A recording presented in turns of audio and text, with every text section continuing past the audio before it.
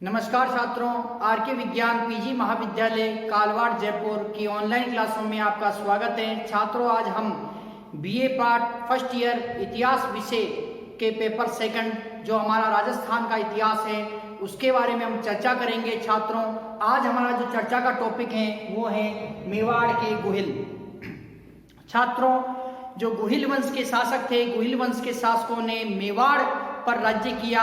गुहिल वंश के शासक विश्व के प्राचीनतम राजवंशों में से एक है तथा जो मेवाड़ रियासत है यह रियासत भी विश्व की प्राचीनतम रियासतों में से एक है। छात्रों, गुहिल वंश में अनेक शक्तिशाली राजाओं ने जन्म लिया है तथा उन्होंने अपनी मातृभूमि के लिए जो अपने प्राणों का बलिदान दिया है छात्रों, तथा अपनी मातृभूमि की रक्षा के लिए अपार उन्होंने कष्ट सहे। गुहिल वंश में छात्रों, गुहिल जो गुहिल वंश के संस्थापक थे, बापा रावल जो गुहिल वंश के वास्तविक संस्थापक थे, रावल जैत्र सिंह जिन्होंने जो इल्तुतमिश को पराजित किया, तथा जो रावल तेज सिंह, रावल समर सिंह, रावल रतन सिंह के समय में अलाउद्दीन खिलजी ने जो आक्रमण किया तथा जो जौहर हुआ मेवाड़ में। तो इस प्रकार से गुहिल वंश के जो शासक थे, गुहिल वंश के शासकों ने लगातार जो मुस्लिम आक्रांताओं से जो मेवाड़ रियासत की रक्षा की, हिंदू धर्म कला संस्कृति की रक्षा की। छात्रों, गुहिल वंश में दो शाखाएं थी, एक रावल शाखा तथा एक दूसरी शाखा थी सिसोदिया शाखा। जब रावल रतन सिंह जी की मृत्यु हो जाती है तब 1326 ईस्वी में जो हमीर देव सिसोदिया जो सिसोदा गांव के शासक हैं, इन्होंने चित्तौड़गढ़ पे कब्जा करके और चित्तौड़ पर अधिकार करके इन्होंने जो सिसोदिया वंश की स्थापना करी। छात्रों, इसी सिसोदिया वंश में महाराणा कुंभा, महाराणा सांगा, महाराणा प्रताप, महाराणा अमर सिंह प्रथम, महाराणा राज सिंह जैसे सूरवीर योद्धाओं ने जन्म लिया। छात्रों, गुहिल वंश का जो राजस्थान के इतिहास में अत्यंत ही महत्वपूर्ण स्थान है। छात्रों, गुहिल वंश का जो राज्य रहा वो राज्य था मेवाड़ में इनका राज्य रहा। तो छात्रों, सबसे पहले जो हम मेवाड़ को देखते हैं कि मेवाड़ के क्या क्या नाम थे तथा उसके बाद में हम गुहिल वंश की जो शक्तिशाली शाखाएं थी उनके बारे में देखेंगे, और फिर हम जो मेवाड़ में जो गुहिल थे, मेवाड़ के जो संस्थापक गुहिल थे तथा गुहिल से लेके और रावल रतन सिंह जी तक के जो शासक हुए उन शासकों के बारे में हम अध्ययन करेंगे। छात्रों, अत्यंत ही ये महत्वपूर्ण प्रश्न है, बहुत सरल प्रश्न भी है छात्रों, ये ध्यान से देखें इसे। छात्रों, मेवाड़ के गुहिल। छात्रों, जो मेवाड़ का क्षेत्र है, कौन सा क्षेत्र छात्रों? मेवाड़ आपने छोटी क्लासों में भी पढ़ा होगा और यहाँ पर भी आप विस्तृत तौर पे पढ़ेंगे। मेवाड़ रियासत ने कभी भी किसी के सामने घुटने नहीं टेके। मेवाड़ रियासत लगातार प्रतिरोध की गई और एकमात्र ये स्वतंत्र रियासत थी, इस रियासत पर कोई भी अधिकार नहीं कर सका। मेवाड़ रियासत को झुकाने का हर संभव प्रयास किया गया परंतु मेवाड़ ने कभी भी अपने शत्रुओं के सामने घुटने नहीं टेके। तो मेवाड़ रियासत की छात्रों, मेवाड़ का जो प्राचीन नाम थे छात्रों मेदपाट। मेवाड़ को मेदपाट के नाम से भी जाना जाता था। सीवी, महाभारत काल में इसे सीवी कहा जाता था और इसकी राजधानी क्या थी? मध्यमिका। इसकी राजधानी क्या थी छात्रों? मध्यमिका, जिसे वर्तमान में हम नगरी के नाम से जानते हैं। इसे व्याघ्रवाट के नाम से भी जाना जाता था। इसे प्रागवाट के नाम से भी जाना जाता था। छात्रों, मेवाड़ के जो ये प्राचीनतम नाम है, मेवाड़ के प्राचीनतम नाम क्या है छात्रों? कि मेदपाट, सीवी जिसे मध्यमिका के नाम से भी जाना जाता था, जिसे नगरी भी कहा जाता था। व्याघ्रवाट भी मेवाड़ का प्राचीनतम नाम है तथा प्रागवाट ये भी मेवाड़ का क्या था? प्राचीन नाम था। तो छात्रों, मेवाड़ के जो प्राचीन नाम, मेवाड़ के ये क्या है छात्रों? प्राचीन नाम है। तो मेवाड़ को इन नामों से जाना जाता था। महाभारत काल में जो मेवाड़ को सीवी जनपद के नाम से जाना जाता था। इस मेवाड़ के क्षेत्र में सीवी जनपद स्थित था और इसकी राजधानी मध्यमिका हुआ करती थी, जो वर्तमान समय में नगरी के नाम से जानी जाती है और चित्तौड़गढ़ जिले के अंदर स्थित है। छात्रों, जो ये मेवाड़ है, मेवाड़ क्या है कि ये प्राचीन जो इसके नाम है, और जो मेवाड़ है छात्रों, मेवाड़ का जो वर्तमान में जो मेवाड़ है छात्रों, अब वर्तमान में छात्रों मेवाड़ के अंदर कौन कौन से क्षेत्र आते हैं? वर्तमान जैसे मारवाड़ के अंदर जैसे ढूंढाड़ के अंदर, शेखावाटी के अंदर, इस प्रकार से जो अलग अलग जिले विद्यमान है। इसी प्रकार से जो वर्तमान समय में जो मेवाड़ में वर्तमान मेवाड़ कौन सा छात्रों? मेवाड़ के अंदर मेवाड़ में क्या क्या आता है छात्रों? ये आता है इसमें उदयपुर। मेवाड़ के अंदर क्या आता है छात्रों? उदयपुर तथा चित्तौड़गढ़, भीलवाड़ा,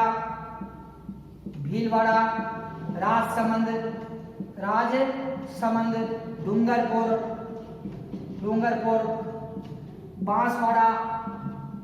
बांसवाड़ा, प्रतापगढ़। तो ये जो क्षेत्र है छात्रों, ये क्या वर्तमान समय के अंदर जो मेवाड़ का क्षेत्र है, कौन सा? वर्तमान में मेवाड़ में क्या आता है? प्रतापगढ़, बांसवाड़ा, उदयपुर, चित्तौड़गढ़, भीलवाड़ा, राजसमंद, डूंगरपुर। तो इस प्रकार से ये जो मेवाड़ का क्षेत्र है छात्रों, इन क्षेत्रों पर जो मेवाड़ जो रियासत थी, मेवाड़ रियासत की जो सगोत्रीय शासक अर्थात उन्हीं की गोत्र के शासक इन रियासतों पर, इन क्षेत्रों पर प्राचीन समय में राज्य करते थे। तो छात्रों, मेवाड़ का प्राचीन नाम आपने देखा कि मेदपाट, सीवी, व्याघ्रपाट तथा प्रागपाट। और जो महाभारत काल में जो सीवी जनपद मौजूद था इस क्षेत्र में, जिसकी राजधानी मध्यमिका थी, वर्तमान में जो नगरी के नाम से ये जाना जाता है। वर्तमान मेवाड़ के जो क्षेत्र आपने देखे छात्रों, वर्तमान मेवाड़ में प्रतापगढ़, बांसवाड़ा, उदयपुर, चित्तौड़गढ़, भीलवाड़ा, राजसमंद, डूंगरपुर का क्षेत्र आता है। छात्रों, जो मेवाड़ है, मेवाड़ क्या है? मेवाड़ संसार की सबसे प्राचीनतम रियासत है। मेवाड़ संसार की सबसे प्राचीन रियासत,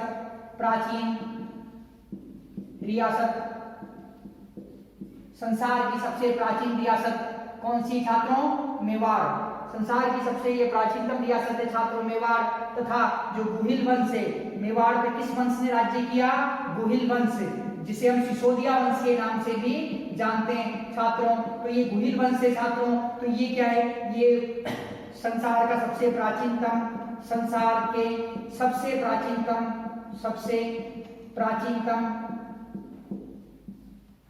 वंशों में से एक है। संसार के सबसे प्राचीनतम वंशों में से एक है। कौन सा वंश है छात्रों? ये गुहिल वंश। संसार की सबसे प्राचीनतम रियासतों में से एक कौन सी है? मेवाड़। गुहिल वंश, जिसे सिसोदिया वंश के नाम से भी जाना जाता है, ये संसार के सबसे प्राचीनतम वंशों में से ये भी एक है। छात्रों, जो ये गुहिल वंश है, गुहिल वंश को कई नामों से जाना जाता है। गुहिल वंश छात्रों, इस गुहिल वंश को कई नामों से जाना जाता है, जैसे गहलोत वंश,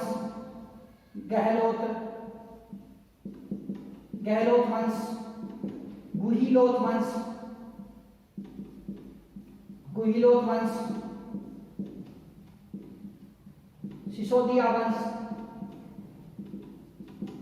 सिसोदिया वंश, गोविलपुत्र, गुहिल्य, गोविलपुत्र,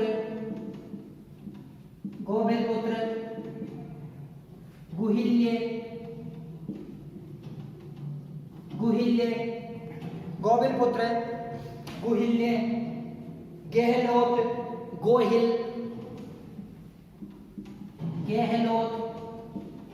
गोहिल,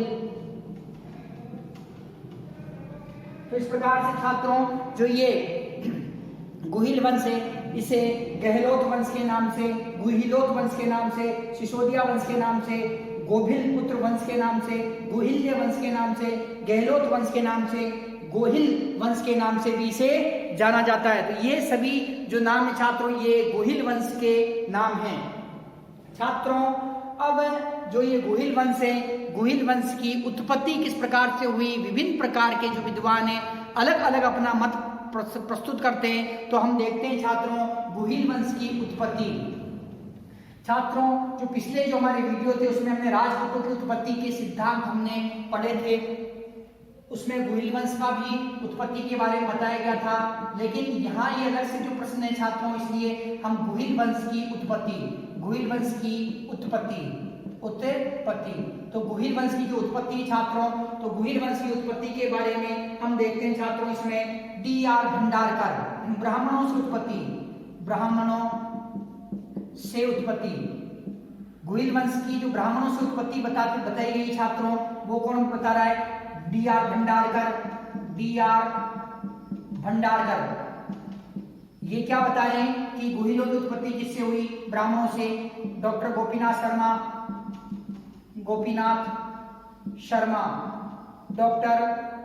शर्मा क्या बताते हैं? ये भी ब्राह्मणों से उत्पत्ति बताते हैं छात्रों। जबकि जो मोनोथ नेंसी क्या बताता है?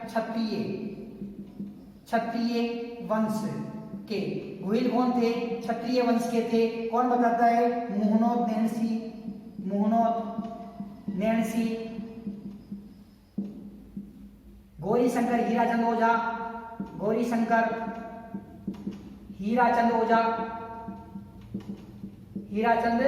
ओझा, मोनोद नैन्सी, गौरीशंकर हीराचंद ओझा क्या बताता है? सूर्य वंश का बताता है इनको। इसके अतिरिक्त छात्रों विदेशियों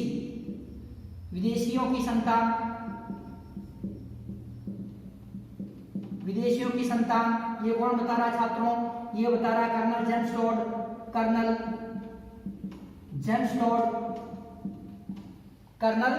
जेम्स टोड तथा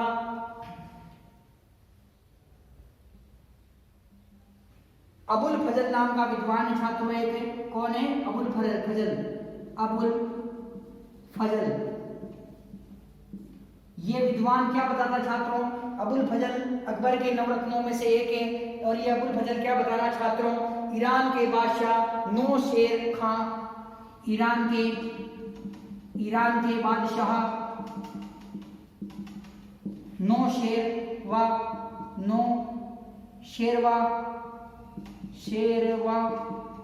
शेरवा आदिल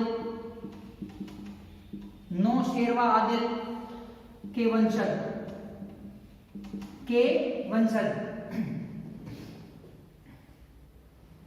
छात्रों।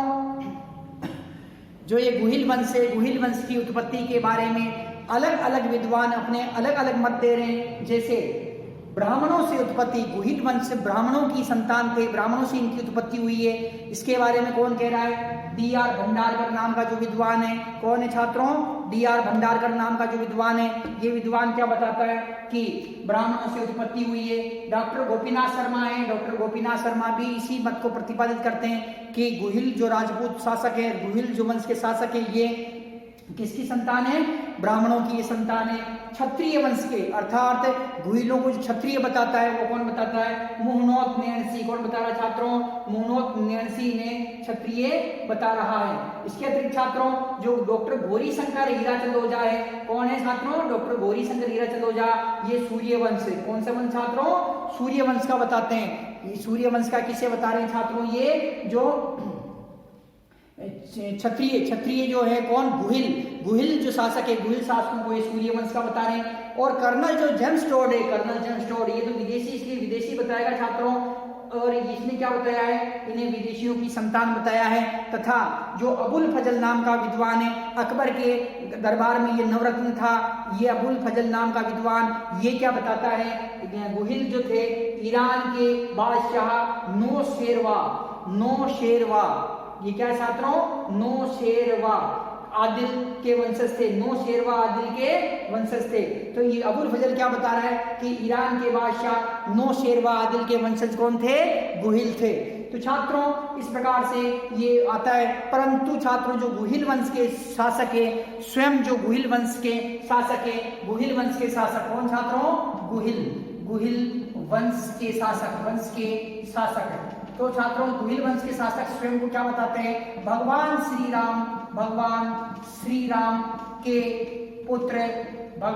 राम के पुत्र कुश की संतान, भगवान श्री राम के पुत्र कुश की संतान किसे बताते हैं? गुहिल वंश के शासक स्वयं को, गुहिल वंश के शासक स्वयं को भगवान श्री राम के पुत्र कुश की संतान बताते हैं। तो छात्रों इसमें क्या हो रहा है? इसमें जो अलग अलग विद्वान ब्राह्मणों से उत्पत्ति किसने बताई है? डी.आर. भंडारकर तथा गोपीनाथ शर्मा ने। क्षत्रियों का वंशज कौन बता रहा है? मुहनोत नेणसी ये बता रहे हैं। सूर्यवंश का कौन बता रहे हैं? गौरीशंकर हीराचंद ओझा बता रहे हैं। विदेशियों से उत्पत्ति कौन बताता है? विदेशियों से उत्पत्ति बताता है कर्नल जेम्स टॉड। तथा अबुल फजल ये जो विद्वान, ये क्या बोलता है? ईरान के बादशाह नो शेरवा आदिल के ये वंशज थे। कौन थे? गुहिल। तो गुहिलों की उत्पत्ति के बारे में इतने सारे सिद्धांत प्रतिपादित किए गए, परंतु जो स्वयं गुहिल राजा है वो बताते हैं हम विशुद्ध रूप से क्षत्रिय हैं और भगवान श्री राम के पुत्र कुश की हम संतान है। तो इससे सिद्ध होता है कि गुहिल कौन थे? गुहिल प्राचीन भारतीय क्षत्रिय थे और सूर्यवंश के थे ये, और भगवान श्री राम की ये संतान थे। तो छात्रों ये गुहिलों के बारे में ये बताया गया है। छात्रों गुहिलों की जो शाखा थी, गुहिल है, गुहिलों की कई शाखाएं थी और गुहिलों की क्या थी छात्रों? कई शाखाएं थी। अब जो गुहिलों की शाखाओं के बारे में जो चर्चा करते हैं छात्रों, गुहिलों की शाखा, गुहिल वंश की शाखा, गुहिल वंश की शाखा, गुहिल वंश की शाखा। छात्रों जो इनकी जो शाखाओं के बारे में जो बताता है, पहला कौन बताता है? मुहनोत नेणसी। मुहनोत नेणसी, मुहनोत नेणसी ने एक विश्व प्रसिद्ध ग्रंथ लिखा जिसका नाम है नेणसी रिख्यात। मोस्ट इंपोर्टेंट है नेणसी रिख्यात। छात्रों ये ग्रंथ लिखा और इस ग्रंथ में जो गुहिल वंश की जो शाखाएं छात्रों वो शाखाएं बताई गई। इसके अंदर 24 शाखाएं, कितनी छात्रों शाखाएं बताई गई है? 24 शाखाएं बताई है इन्होंने। गुहिल वंश की 24, गुहिल वंश की शाखाएं, गुहिल वंश की 24 शाखाएं, 24 शाखाएं। मुहनोत नेणसी नाम का विद्वान है, ये अपने ग्रंथ नेणसी रिख्यात में क्या बताता है? ये बताता है कि 24 शाखाएं हैं किसकी? गुहिल वंश की। तथा एक कर्नल जेम्स टॉड है। कौन छात्रों? कर्नल जेम्स टॉड राजस्थान के इतिहास के पिता भी छात्रों ये। इन्होंने एक विश्व प्रसिद्ध ग्रंथ लिखा, ग्रंथ का नाम था annals and antiquities. Annals and antiquities, antiquities, antiquities of Rajasthan, of Rajasthan. छात्रों इन्होंने कौन सा ग्रंथ लिखा? Annals and antiquities of Rajasthan. इस ग्रंथ में इन्होंने क्या बताया है? 24 शाखाएं। गुहिल वंश की कितनी शाखाएं बताई छात्रों? इन्होंने भी 24 शाखाएं बताई है छात्रों। जो कर्नल जेम्स टॉड थे छात्रों के, कर्नल जेम्स टॉड ने अपने गुरु ज्ञानचंद्र के मांडल उपसंहार संग्रहालय, जो इनका गुरु था छात्रों कौन था? ज्ञानचंद्र। कर्नल जेम्स टॉड का गुरु, कर्नल जेम्स टॉड का गुरु कौन था छात्रों? वो था गुरु इनका ज्ञानचंद्र। ज्ञानचंद्र का जो मांडल उपसंहार संग्रहालय, जो कर्नल जेम्स टॉड के गुरु हैं ज्ञानचंद्र, उनका जो मांडल के उपसंहार संग्रहालय के आधार पर मांडल के उपसंहार संग्रहालय के आधार पर जो कितनी शाखाएं बताई हैं? 24। छात्रों गुहिल वंश की शाखाओं के बारे में जो वर्णन करते हैं वो कौन कर रहा है? वो कर रहा है मुहनोत नेणसी।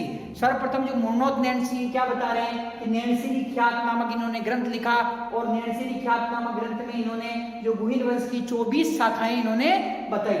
कर्नल जेम्स टॉड है, कर्नल जेम्स टॉड के गुरु कौन है छात्रों? गुरु है ज्ञानचंद्र। कौन है छात्रों? ज्ञानचंद्र। ज्ञानचंद्र के जो मांडल के उपसंहार संग्रहालय, जो मांडल है, मांडल के अंदर जो उपसंहार संग्रहालय, उसके आधार पर इन्होंने क्या किया कि गुहिल वंश की कितनी शाखाएं बताई? कर्नल जेम्स टॉड ने वो बताई 24। और इन शाखाओं का उल्लेख किससे मिलता है? Annals and antiquities of Rajasthan, जो कि 1829 ईस्वी में कर्नल जेम्स टॉड द्वारा लिखी गई एक पुस्तक थी। तो छात्रों इस प्रकार से ये आपने शाखाएं देखी, कितनी शाखाएं थी। अब छात्रों इसकी जो प्रसिद्ध शाखाएं हैं इसी इसकी 24 तो शाखाएं, लेकिन 24 में भी जो प्रसिद्ध शाखाएं हैं उसके बारे में हम चर्चा करते हैं छात्रों। गुहिल वंश की शाखाएं, कौन सी छात्रों?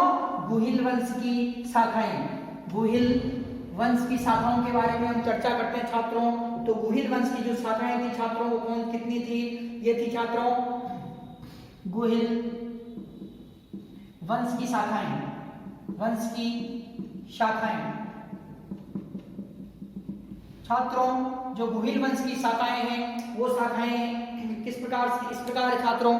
कल्याणपुर के गुहिल जो शाखाएं छात्रों वो है कल्याणपुर, कल्याणपुर के गुहिल।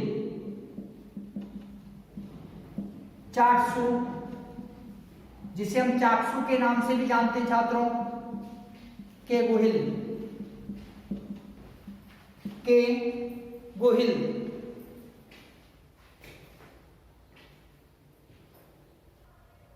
तो छात्रों इसमें जो कल्याणपुर के गुहिल, चाकसू जिसे हम वर्तमान में चाकसू के नाम से भी जानते हैं, तो चाकसू के गुहिल। इसके अतिरिक्त छात्रों जो मेवाड़ के गुहिल, ये सबसे शक्तिशाली गुहिल थे, इसके बारे में हम अध्ययन करेंगे आज। मेवाड़ के गुहिल, धोड़ के गुहिल, धोड़ के गुहिल, धोड़ के गुहिल, मारवाड़ के गुहिल, मारवाड़ के गुहिल, मारवाड़ के गुहिल, वागड़ के गुहिल, वागड़ के गुहिल। तो छात्रों जो ये काठियावाड़ के गुहिल, काठियावाड़ के गुहिल। छात्रों जो गुहिल वंश की जो प्रमुख शक्तिशाली शाखाएं थी, अर्थात जो शक्तिशाली गुहिल थे वो कौन से थे? कल्याणपुर के गुहिल, चाकसू के अर्थात चाकसू के गुहिल, मेवाड़ के गुहिल, धोड़ के गुहिल, मारवाड़ के गुहिल, वागड़ प्रदेश के गुहिल, काठियावाड़ के गुहिल। तो छात्रों जो गुहिल था, गुहिलों का साम्राज्य अत्यंत ही विस्तृत था, परंतु इन सभी गुहिलों में सबसे शक्तिशाली जो गुहिल थे वो थे मेवाड़ के गुहिल। कौन से छात्रों? मेवाड़ के गुहिल। और मेवाड़ के गुहिल वंश में जो जन्म लिया बापा रावल, रावल चैत्र सिंह, रावल समर सिंह, रावल तेज सिंह, रावल रतन सिंह ने इसमें जन्म लिया। और गुहिल वंश की जो शाखाएं थी, मेवाड़ के गुहिलों की दो शाखाएं थी, एक तो रावल शाखा तथा दूसरी थी इसमें सिसोदिया शाखा। तो सिसोदिया शाखा में महाराणा कुंभा, महाराणा सांगा, महाराणा प्रताप, महाराणा अमर सिंह प्रथम, महाराणा जय सिंह, महाराणा राज सिंह जैसे सूरवीर योद्धाओं ने जन्म लिया, जिन्होंने अपनी मातृभूमि की रक्षा के लिए अपना सर्वस्व बलिदान दिया। तो छात्रों जो ये गुहिल वंश है, जो सबसे शक्तिशाली गुहिल कौन से हैं? मेवाड़ के गुहिल, सबसे शक्तिशाली गुहिल, शक्तिशाली मेवाड़ के गुहिल। सबसे शक्तिशाली कौन थे छात्रों? और सबसे प्रसिद्ध कौन से थे? सबसे शक्तिशाली वे प्रसिद्ध ये गुहिल कौन से थे छात्रों? ये थे मेवाड़ के गुहिल। छात्रों जो मेवाड़ का जो गुहिल वंश है, कौन सा छात्रों?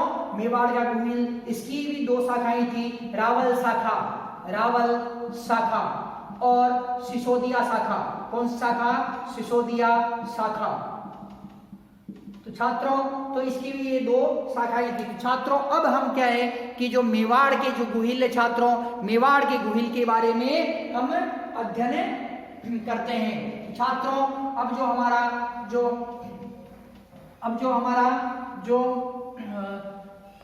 पॉइंट है छात्रों, वो पॉइंट है हमारा अब मेवाड़ के गुहिल। छात्रों गुहिलों की उत्पत्ति के बारे में हमने देखा, गुहिल वंश को किस किस नाम से जाना जाता है वो चीज हमने देखी। गुहिल वंश की जो शक्तिशाली शाखाएं थी वो देखी हमने, तथा अब जो सर्वोच्च सबसे प्रसिद्ध तथा सबसे शक्तिशाली जो शाखा है गुहिल वंश की, वो कौन सी शाखा है? वो है छात्रों मेवाड़ के गुहिल। उसके बारे में हम अब चर्चा करते हैं। तो छात्रों जो गुहिल वंश की जो शाखाएं हैं उसमें हम देखते हैं छात्रों गुहिल वंश। अब जो मेवाड़ के गुहिल वंश है, इस मेवाड़ के गुहिल वंश का संस्थापक, मेवाड़ के गुहिल वंश का संस्थापक, छात्रों, मेवाड़ के गुहिल जो वंश थे इसका संस्थापक था गुहिल। कौन था छात्रों? गुहिल। कब स्थापना की इसने?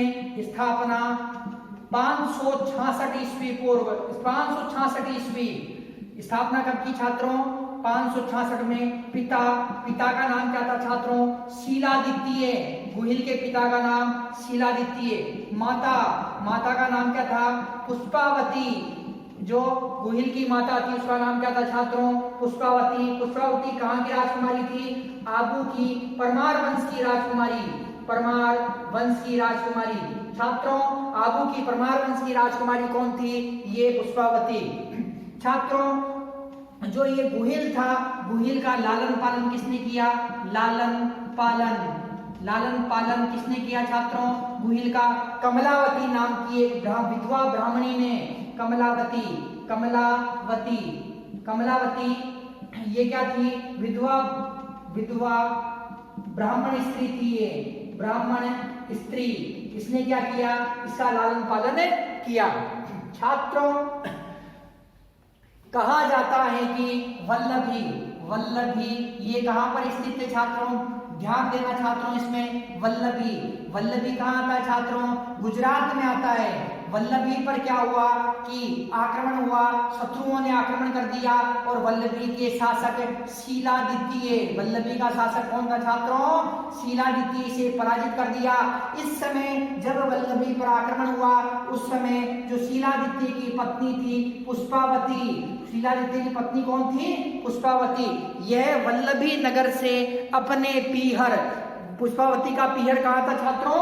आबू के अंदर था। आबू कहाँ पर है? सिरोही जिले के अंदर स्थित है आबू। तो पुष्पावती कहाँ गई हुई थी? अपने पीहर गई हुई थी। और ये आबूर्दा देवी माता, अबूर्दा देवी माता या अम्बा भवानी जो शीलादित्य वल्लभी के शासक हैं। वल्लभी पर शत्रु सेना जो शत्रु आक्रमण कर देते हैं और शीलादित्य उससे लड़ते हुए वीर गति को प्राप्त हो जाते हैं। जब जो ये शत्रु वल्लभी पर आक्रमण करते हैं उस समय शीलादित्य की पत्नी गर्भवती होती है और यह पुत्र प्राप्ति के लिए, मनोती मांगने के लिए, पुत्र प्राप्ति का आशीर्वाद मांगने के लिए ये अपने पीहर आबू के अंदर अबूर्दा देवी माता के मंदिर में जाती है, जिसे अम्बा भवानी माता के नाम से भी जाना जाता है। तो वहां उस मंदिर में गई हुई होती है। जब उसे पता चलता है कि जो आक्रांता थे, जो आक्रमणकारी थे, उन्होंने वल्लभी पर आक्रमण कर दिया और वल्लभी पर आक्रमण करने के बाद में जो उसके पति की भी वहां मृत्यु हो चुकी है। तो ऐसे समय में ये क्या है कि यह जो दर्शन करके तुरंत ही ये पुनः आती है। पुनः जब आती है तो छात्रों ये क्या है कि इसे एक पुत्र प्राप्त होता है। उस पुत्र का नाम क्या होता है? जो पुत्र प्राप्त होता है इसे के जो अर्थात जो माता की कृपा से पुष्पावती के पुत्र प्राप्त होता है। पुत्र का नाम क्या है? गुहिल। पुत्र का क्या नाम है छात्रों? गुहिल। पुत्र उत्पन्न होता है। ये छात्रों ये जो गुहिल को अपने पुत्र को किसे दे देती है? ये कमलावती नाम की एक ब्राह्मणी है। कौन? कमलावती नाम की। कमलावती नाम की एक विधवा ब्राह्मण स्त्री है, इसे पुत्र दे देती है। इसके भी कोई पुत्र नहीं होता है, इसे भी ये क्या करती है? पुत्र दे देती है, इसे अपना पुत्र देती है। छात्रों इसमें क्या है कि जो ये वल्लभी पर जो आक्रमणकारी आक्रमण करते हैं और ये शीलादित्य हैं, शीलादित्य युद्ध करते हुए वीर गति को प्राप्त हो जाते हैं। शीलादित्य की पत्नी पुत्र प्राप्ति के लिए आबूदा देवी माता, जिन्हें अम्बा भवानी के नाम से भी जाना जाता है, उनके मंदिर में ये गई हुई है। तो छात्रों ये इन्हें पुष्पावती को पता चलता है कि मेरे पति की जो लड़ाई में मृत्यु प्राप्त हो चुकी है उन्हें, और अब जो ये गर्भवती है, जो ये सती भी नहीं हो सकती है। ऐसी स्थिति में जो ये क्या करती है कि यह जो मंदिर से यह अरावली की कंदराओं में आ जाती है और वहां पर एक पुत्र को जन्म देती है। उस पुत्र को कमलावती नाम की एक विधवा ब्राह्मण स्त्री है उसे सौंप देती है और ये पुष्पावती सती हो जाती है। तो छात्रों, तो ये गुहिल है, गुहिल का पालन पोषण कौन करता है? कमलावती नाम की स्त्री इसका पालन पोषण करती है। छात्रों, गुहिल जो गुफा में रहता है, गुफा में रहकर उसका छुपा के उसका पालन पोषण किया जाता है। क्यों? क्योंकि उसे कोई मार न दे। गुफा में रहने के कारण जो ये गुफा में इसका पालन पोषण किया जाता है। गुफा में रहने के कारण इसका नाम क्या पड़ा? गुहिल। गुफा में रहने के कारण इसका नाम क्या पड़ा? गुहिल। गुहिल को छात्रों गुहादत्त तथा गोह के नाम से भी जाना जाता है। गुहिल को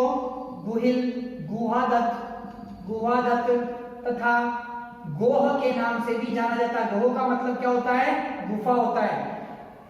तो इस प्रकार से छात्रों ये क्या करता है कि जब बड़ा होता है तो इसने 566 ईस्वी में ये जो मेवाड़ में गुहिल वंश की स्थापना कर देता है। छात्रों, इस प्रकार से जो गुहिल है 566 ईस्वी में जो मेवाड़ में गुहिल वंश की स्थापना करता है। गुहिल के पिता का नाम शीलादित्य है, माता का नाम पुष्पावती है। माता का है आबू की परमार वंश की ये राजकुमारी है। इसका लालन पालन कौन करता है? कमलावती नाम की एक विधवा जो ब्राह्मण स्त्री है, ये गुहिल का पालन पोषण करती है।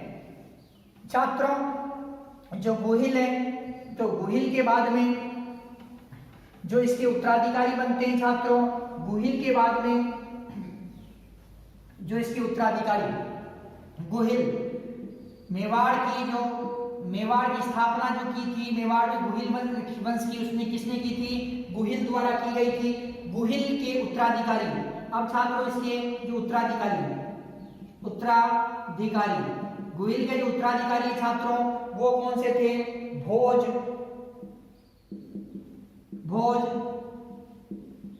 महेंद्र प्रथम,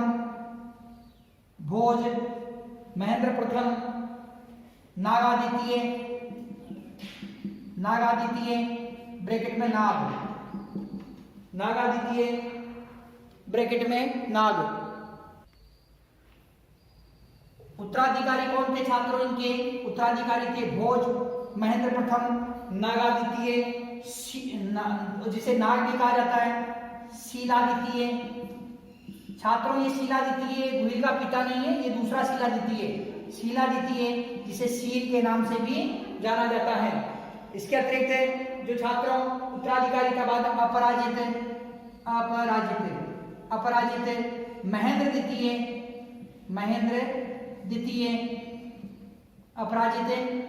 द्वितीय। तो गुहिल के बाद में छात्रों जो राजा बनता है वो कौन बनता है? भोज, महेंद्र प्रथम, नागादित्य मतलब नाग, शीलादित्य इसे शील के नाम से भी जाना जाता है, अपराजित, महेंद्र द्वितीय। इन्होंने कोई विशेष कार्य नहीं किया, परंतु छात्रों अब जो विशेष कार्य करता है वो कौन सा है? बप्पा रावल, जिसे काल भोज के नाम से भी जाना जाता है। काल भोज ये अत्यंत ही शक्तिशाली शासक थे छात्रों। और बापा रावल छात्रों जो बापा रावल है इन्हें कई नामों से जाना जाता है, जैसे इन्हें बप्पा रावल, बास्पक,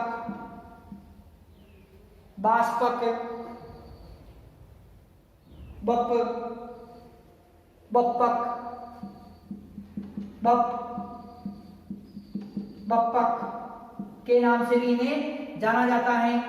पिता महेंद्र द्वितीय, इनके जो पिता थे छात्रों महेंद्र द्वितीय, गुरु हरित ऋषि, धर्म हिंदू, उपासना एकलिंगनाथ,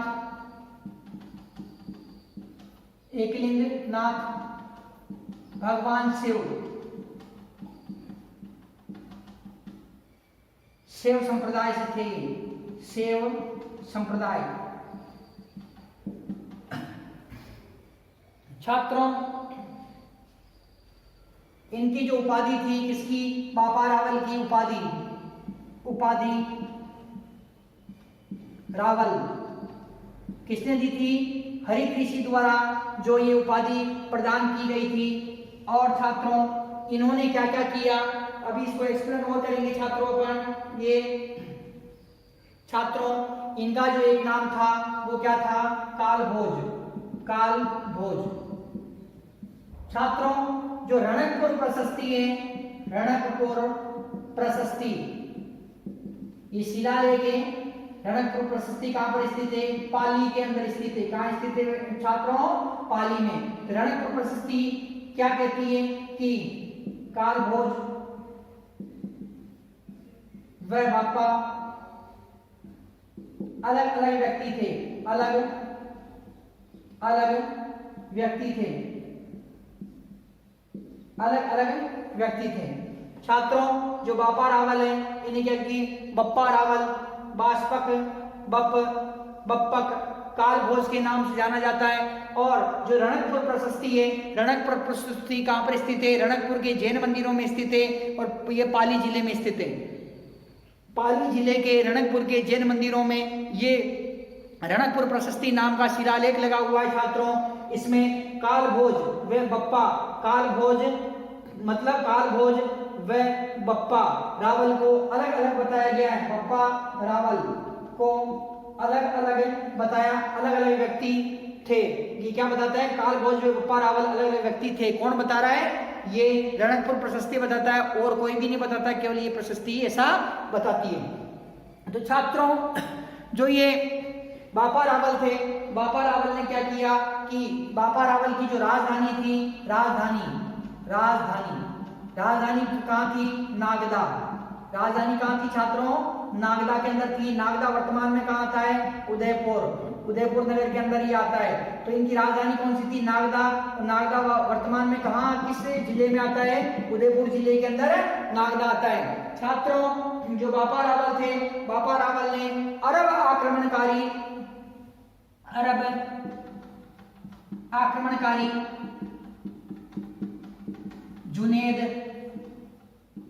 जुनेद को पराजित किया। अरबों को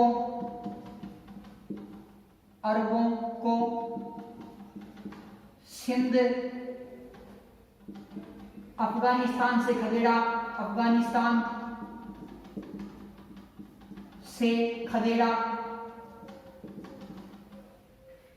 अरबों को सिंध व अफगानिस्तान से खदेड़ दिया।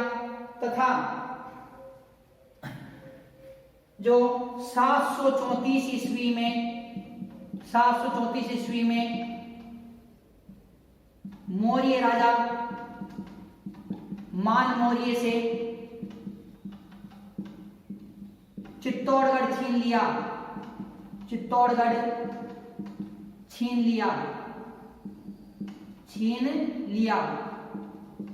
किसने छीना, बापा रावल ने क्या किया, 734 ईस्वी में जो मौर्य वंश के राजा थे मान मौर्य, उनसे चित्तौड़गढ़ छीन लिया। छात्रों एकलिंगनाथ जी के मंदिर का निर्माण करवाया। एकलिंगनाथ जी के मंदिर का निर्माण कराया। मेवाड़ में सोने के 110 ग्रेन, 115 ग्रेन, 118 ग्रेन के सोने के सिक्के चलाए।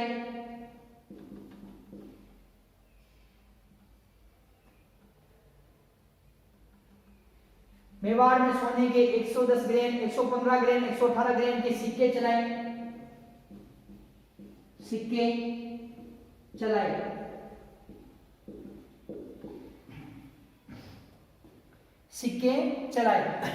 छात्रों जो बापा रावल है, बापा रावल ने क्या किया कि एकलिंगनाथ जी के मंदिर का निर्माण करवाया।